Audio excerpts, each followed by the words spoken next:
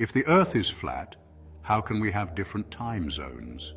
If you've ever called a mate on the other side of the world and, accidentally woken them up at 3 in the morning, you already have first-hand proof that different places experience daylight at different times. But here's the question nobody asks next. Does that actually require a spinning ball? Or does it just need a light source that doesn't reach everywhere at once? Because honestly, those are two completely different explanations, and only one of them matches what you can actually observe from the ground. Time zones exist because sunrise and sunset happen at different times in different locations. When it's midday in London, it's early morning in New York and late evening in Tokyo.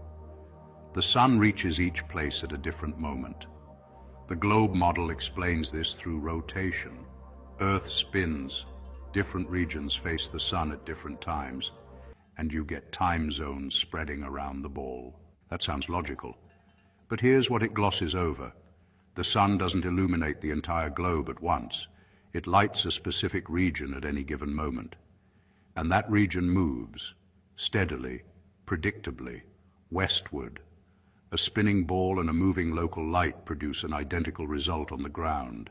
You cannot tell them apart from where you're standing.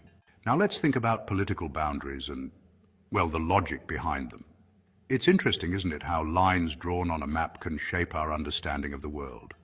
Sometimes the way we divide things up can influence the way we see reality itself.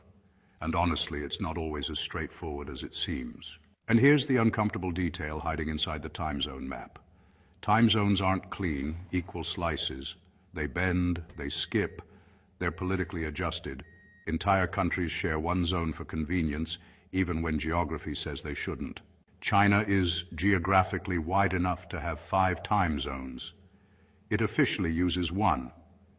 If time zones were purely a product of Earth's rotation, a physical, mechanical fact, politicians couldn't override them. But they do, routinely.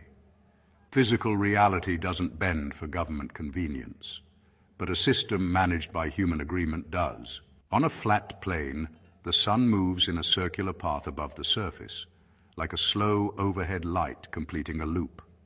As it moves, it illuminates the region directly beneath it. Areas ahead of it are still in darkness. Areas behind it return to shadow. This produces staggered daylight across the plane naturally. No spinning required, just a moving light above a stationary surface. Time zones are simply the mapped record of where that light is at any given moment. A rotating ceiling fan with one light attached produces exactly this effect on a flat floor below. Stand anywhere on that floor. Your shadow and your light timing depends entirely on where the rotating source is overhead. The floor doesn't move, the light does.